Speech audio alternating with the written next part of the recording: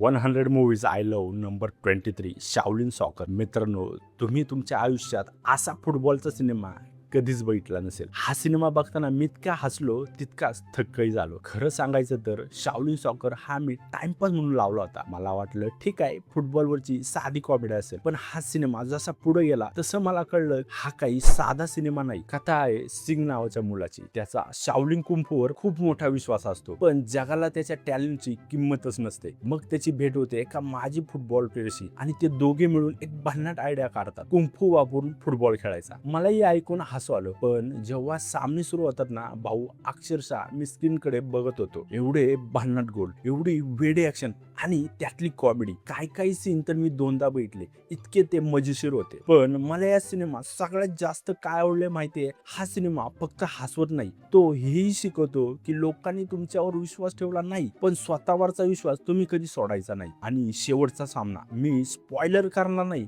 पण इतकंच सांगतो की सिनेमा संपेपर्यंत तुमची नजर स्क्रीनवरून हटणारच नाही. जर तुम्हाला कॉमेडी, ऍक्शन आणि मोटिवेशन या तिन्ही गोष्टी एकाच सिनेमात पाहायच्या असतील तर शाओलिन सॉकर तुम्ही नक्की बघा. आणि अशाच भन्नाट सिनेमांसाठी मला फॉलो करायला विसरू नका आणि कमेंट मध्ये सांगा की तुम्ही याआधी हा सिनेमा बघितलाय का, की आता पहिल्यांदाच बघणार आहे. तोपर्यंत धन्यवाद.